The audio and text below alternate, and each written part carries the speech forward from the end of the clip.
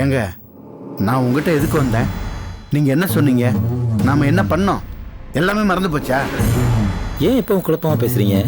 என்ன விஷயம் சொல்லுங்க.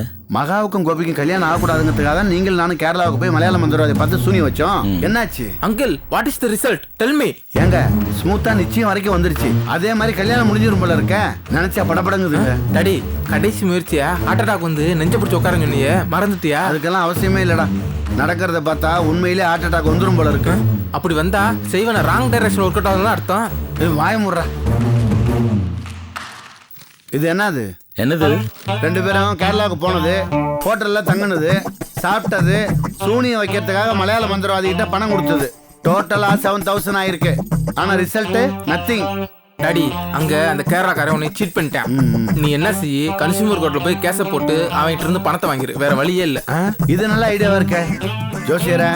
அந்த மலையாள மந்திரவாதியோட சர்வீஸ் எனக்கு சாட்டிஸ்பேக்ஷன் இல்ல. சோ நான் கன்சியூமர் கோர்ட்டுக்கு போக தான் போறேன். அப்பனு பிள்ளைய அரலூசா இருக்கீங்க. வைக்கிறது சூனியம், இதுல சர்வீஸ் கன்சியூமர் கோர்ட்டுன்னு உளறிக்கிட்டு இருக்கீங்க. ஏயா, அவன் தான் சின்ன பையன், ஏதோ பேசிட்டு இருக்கான். நீயும் அப்படி பேசிட்டு இருக்க. நீ பேச்ச மாத்தாத. உன் பேச்சு கேட்டு தானே இந்த காரியத்தில் இறங்கின. எல்லாம் வேஸ்ட் ஆகி போச்சையா. ஏன் இப்ப அவசரப்படுறீங்க? நாளைக்கு சாயங்காலம் தான் நிச்சயதார்த்தம். அதுக்குள்ள எவ்வளவோ நடக்கலாம். நடக்கும். அந்த கோபி என் பொண்ணு கழுத்துல தாலி கட்டுற வரைக்கும் நீ இப்படியே பேசிட்டு. இப்ப நீங்க தான் அவசரப்படுறீங்க. அட போங்க. அந்த மலையாள மந்திரவாதி கிட்ட என்ன பிரச்சனைன்னு கேளுங்க. ஒரு தொழில் செஞ்சாக்க நேர்மையும் சுத்தமும் வேணாமா? Useless fellow. ஏன் வளவலன்னு பேசிட்டு இப்ப என்ன செய்யணும் சொல்லுங்க. உடனே அந்த ஆளுக்கு போன் போடுங்க. எஸ், ஆஸ்க் தி மலையாள மேன் வாட்ஸ் ராங், வை சூனியம் நாட் வொர்க்கிங்னு. அவ்வளவுதானே, இந்த போன் பண்ணிடுறேன். ஹலோ. யாரு? நான் காருக்குள்ள இருந்து ஜோசியர் சொக்கலிங்க பேசுறேன். എന്താ പറയോ? நான் பிரைஸுடன் ஒரு கிளைண்ட கூட்டி வந்தேன்ல, நம்ம வச்சு சூனியா ஒன்றும் ஒர்க் அவுட் ஆகலையா? ஆமா, அந்த டெய்லரு நிச்சயதார்த்தம் வரைக்கும் வந்துட்டானா. என்னடா அப்படின்னு கிளைண்ட் ரொம்ப வருத்தப்படுறாங்க. அப்படியா? இதுல என் பேரும் கெடுதுங்க. இப்படி இருந்தா எப்படி தொழில் பண்றது சொல்லுங்க. கவலைப்பட வேண்டாம், ഞാൻ நடக்க விட்டுருவேனா. இப்ப என்ன பதில் சொல்லுங்க. நான் இன்னைக்கு கிளம்பி நாளைக்கு அங்க வரேன். இன்னைக்கு சுடுகாட்டுல ஒரு பூஜை இருக்கு. அதுல ஒரு சட்டைய வச்சு மந்திரம் சொல்லி சுடுகாட்டு சாம்பல் எடுத்துட்டு நான் அங்க வரேன். நாளைக்கு காலையில அந்த சட்டை எடுத்து டெய்லரை போட சொல்லுங்க. அதோட எடுத்துட்டு வர்ற சாம்பலை விபூதியா பூச சொல்லுங்க. அதுக்கப்புறம் பாருங்க என்ன நடக்குது. என்ன நடக்கும் அதை நீங்களே பாருங்க. நான் நாளைக்கு கிளம்பி வரேன். அதுக்கு 12,000 ரூபாய் செலவாகும். என்னன்னு கேட்டு சொல்லுங்க. ஒரு நிமிஷம் கிளைண்ட கேட்டு சொல்லிடுறேன். நாளைக்கு அந்த மலையாள மந்திரவாதி சட்டையும் சுடுகாடு சாம்பலும் கொண்டு வராராம். அந்த சட்டையை கோபிக்கு மாட்டி விட்டு சாம்பலை நெத்தில பூசி விட்டீங்கன்னா கடும் விபரீதம் நடக்கும்னு சொல்றாரு. ஆனா ஃபீஸ் 12,000 ரூபாய் ஆகும்னு சொல்றாரு. ஓகே, என்ன சொல்லுங்க, வர சொல்லிடுவோம். பணத்தை பத்தி எனக்கு கவலை இல்லை. எனக்கு நல்லது நடந்தா போதும். அவ்வளவுதானே. கிளைண்ட் ஓகே சொல்லிட்டாங்க. நீங்க கிளம்பி வாங்க. நல்லது. ஆமா, அது என்ன சட்ட சாம்பல்? சுடுகாட்டில் வச்சு பூஜை பண்ணி எடுத்துட்டு வர்றாரு. நாளைக்கு நீங்க ஏதாவது ஒரு காரணத்தை சொல்லி கோபிக்கு அந்த சட்டையை மாட்டி விட்டுறீங்க. விபூதின்னு சொல்லி அந்த சாம்பலை நெத்தில பூசிடுங்க. கண்டிப்பா அந்த நிச்சயதார்த்தம் நடக்காது. வேற என்னென்னமோ நடக்க போகுது.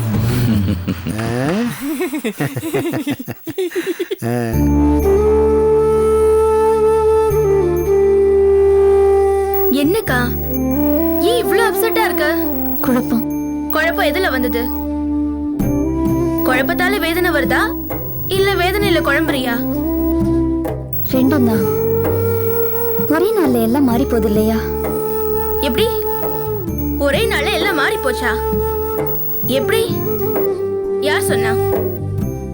எப்ப இந்த விஷயம் ஆரம்பிச்சுச்சோ அப்பல இருந்தே அது இந்த முடிவை நோக்கி தான் வந்துட்டு இருக்கு. அதுல சம்பந்தப்பட்டவங்க எல்லாம் எப்படி நடந்துக்கிட்டீங்களோ அதை ஒட்டிதான் இந்த முடிவை வந்திருக்கு. என்னடி சொல்ற? ஆமா, அந்த மகாங்கிறவ தனக்கு என்ன வேணுங்கிறதுல தீர்மானமா இருந்தா. அதுக்காக ஒவ்வொரு நிமிஷமும் போராடிக்கிட்டு இருந்தா. மத்தவங்கள பத்திலாம் கவலைப்படாம தான் நினைச்சது கிடைக்கணுங்கிறதுல பிடிவாதமா இருந்தா. சோ அவளுக்கு அவ நினைச்சது கிடைச்சிருச்சு. ஆனா நீ மத்தவங்க என்ன நினைப்பாங்களோ, அவங்க மனசு புண்படுமோன்னு யோசிச்சு எல்லாத்தையும் வீணாக்கிட்ட. அப்படி என்னால இருக்க முடியாது. அதுதான் உன்னோட பலவீனம். அதனால மத்தவங்களுக்கு அட்வான்டேஜ். அந்த கோபியை கூட உன்னை காதலிக்கிறான்னு நான் நினைக்கல. உன்கிட்ட அட்வான்டேஜ் எடுத்துக்கிட்டான். ஏதோ டைம் பாஸ்க்காக உன்னை சைட் அடிச்சானே தவிர உன்னை காதலிக்கிற மாதிரிலாம் எனக்கு தெரியல. அப்படியெல்லாம் சொல்லாத. மனசு எவ்வளவு நுட்பமானதுன்னு எனக்கு தெரியும்.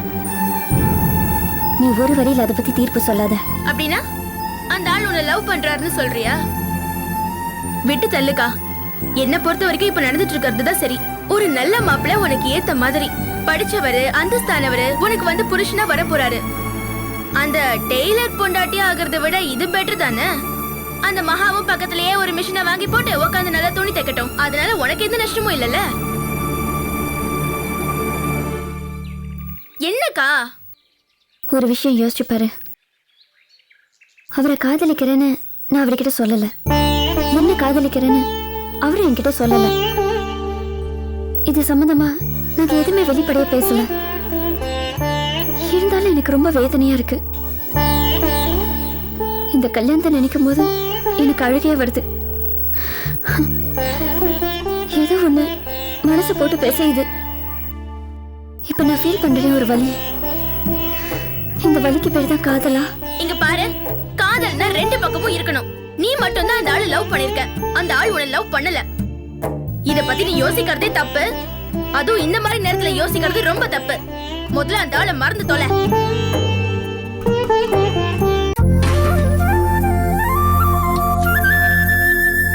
துண்ட கொண்டா ஏங்க பாத்து பத்திரமா புடிங்க. கஷ்டப்பட்டு செஞ்சிருக்கேன். சரி சரி, கீழே ஊத்திக்க போகுது. நீ பாத்து புடி, என் மேல ஊத்தி விட்டுறாத. மெதுவா ஊத்துங்க.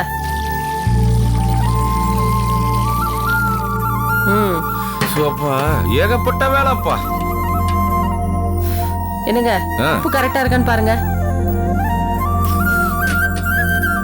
சாந்தி, சும்மா சொல்லக்கூடாது.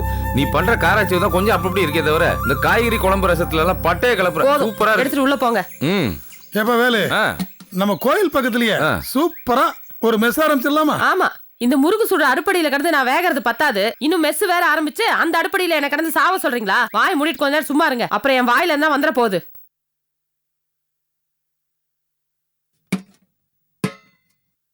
ஏன் சந்தி, எல்லா ஏற்பாடும் கரெக்டா இருக்குல்ல? சம்மந்தி வீட்டுக்காரங்க வர நேரம் ஆயிடுச்சு. எல்லாம் கரெக்டா இருக்கு, இலை மட்டும் தான் வாங்கல. அது கூட இந்த வீட்ல நான் தாங்க சொல்லணும். சரி சரி, இப்ப போய் வாங்கிட்டு வந்துடுறேன்.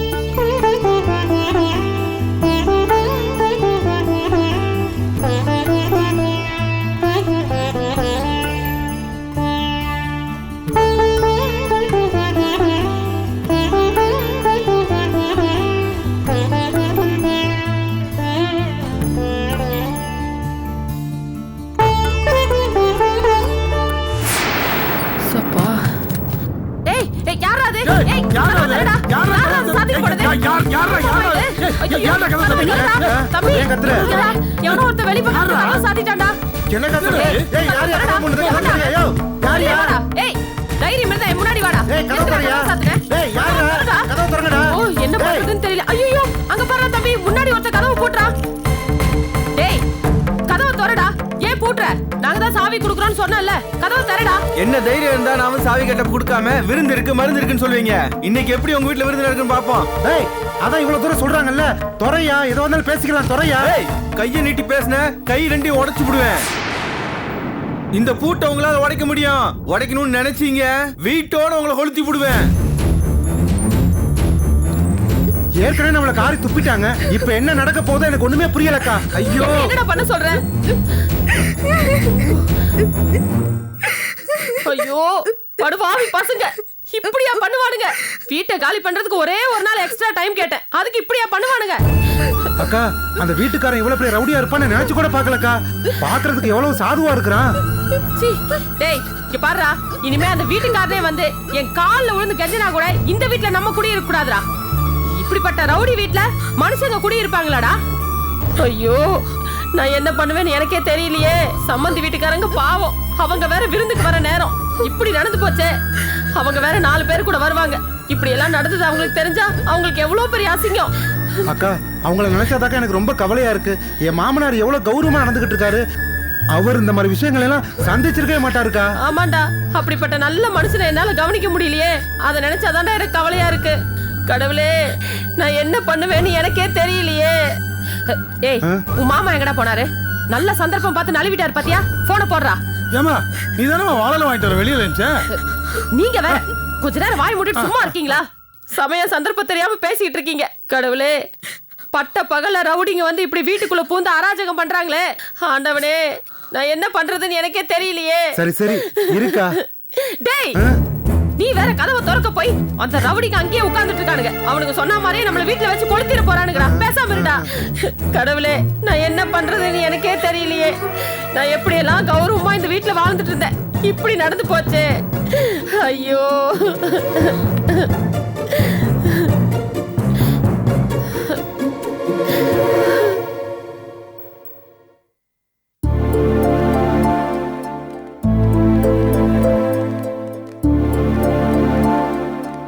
காமு,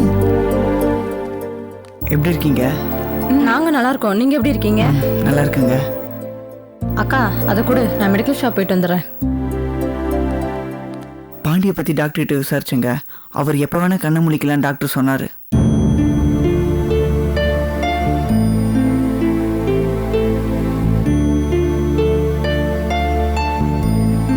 உங்களை வந்து பொண்ணு பார்த்துட்டு போனாங்கல்ல, அது சரியா அமையல போல இருக்கு. ஆமா. என்ன காரணங்க? தெரியல. இதுல இருந்து ஒரு விஷயம் நல்லா புரியுதுங்க. உங்க வீட்டுல உங்களுக்கு மும்முரமா மாப்பிள்ளை பாக்குறாங்கல்ல. நான் ஒன்று சொல்லுவேன், நீங்க என்ன தப்பா எடுத்துக்கூடாது ப்ளீஸ். சொல்லுங்க.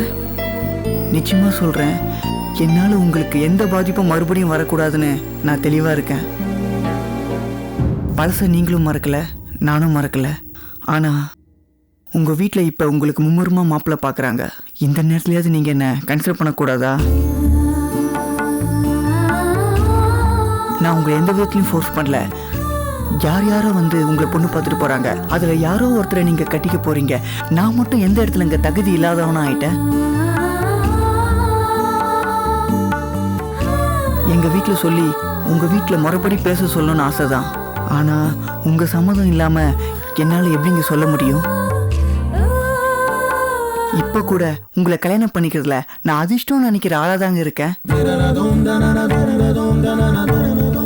பாத்தீங்களா, இப்ப கூட நீங்க நீங்களா தான் இருக்கீங்க.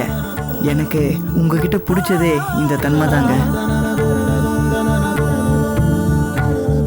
தயவு செஞ்சு நான் சொன்ன விஷயத்த கொஞ்சம் யோசிச்சு பாருங்க. இது என்னோட ரிக்வெஸ்ட். நான் வரேங்க.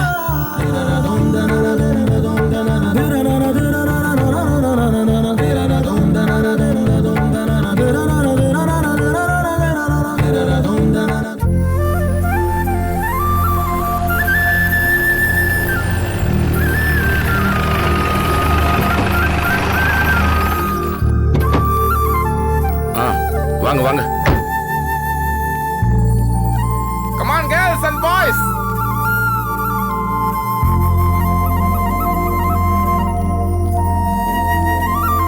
என்ன வீடு பூட்டி இருக்கு? என்னன்னு நம்ம வரோம் தெரிஞ்சு பூட்டிட்டு போயிருக்காங்க. ஆமா, ஒயிட் டோர் லாக்கிங். நம்மளுக்கு சோறு போட்டா கட்டுப்படி ஆகுதுன்னு வீட்டை பூட்டிட்டு ஓடிட்டாங்களோ? ஏண்டா, காரைக்குடி விருந்துக்கு வந்தப்ப கட்டுன்னு கட்டினாங்க, எதிர் விருந்துக்கு வர சொல்லிட்டு தெருவில் நிறுத்தி விட்டாங்க. ஏன் அப்படி நினைக்கணும்? நம்ம வரத்துக்குள்ளார கோயிலுக்கு போயிட்டு வரலான்னு வீட்டை பூட்டிட்டு போயிருக்கலாம்ல. நம்ம எதுக்கும் பக்கத்து வீட்டுல கேட்டு பாப்போனே. சரி வா போலாம். அப்பா,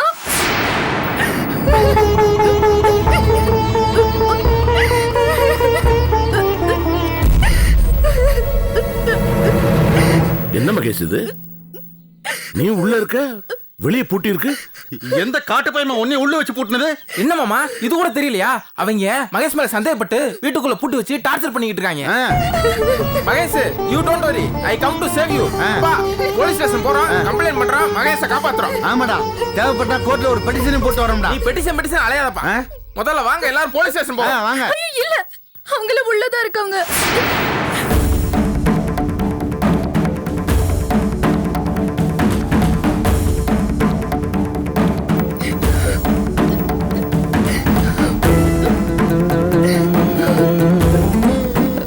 வாங்க வாங்க சம்பந்தி.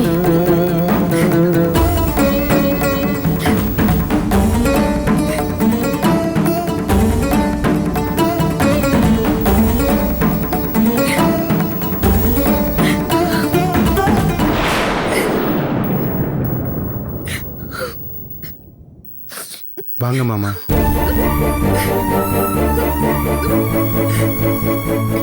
எல்லாரும் வாங்க. பிரமாதம். இந்த மாதிரி ஒரு வரவேற்பை எந்த வீட்லயும் பார்க்கல. வீட்டுக்கு வெளியில பூட்டி வச்சுட்டு வாங்கன்னா எப்படியே வர்றது? என்ன நடக்குதுங்க? யாரும் உங்களை உள்ளார வச்சு பூட்டினது? என்ன எல்லாரும் முடிக்கிறீங்க? சொல்லுங்க, யார் வச்சு உங்களை பூட்டினது உள்ள? வீட்டை ஹவுஸ் ஓனர் பூட்டிட்டு போயிட்டாருங்க. ஹவுஸ் ஓனரா? என்ன மாமா, ஹவுஸ் ஓனரா என்ன தெரியாதா? ஹவுஸ் ஓனர்னா வீட்டுக்காரன்னு அர்த்தம். இவங்க வீட்டுக்காரரு வேலு தானே, அவர் தான் இவங்களை வச்சு பூட்டிட்டு போயிட்டாருன்னு நினைக்கிறேன். என்ன சொல்றீங்க? சொந்த வீடு தானே சொன்னீங்க, இப்ப என்னன்னா ஹவுஸ் ஓனர் எதுன்னு வளர்றீங்க? சம்பந்தி, இது எங்க சொந்த வீடு இல்ல, வாடகை வீடு.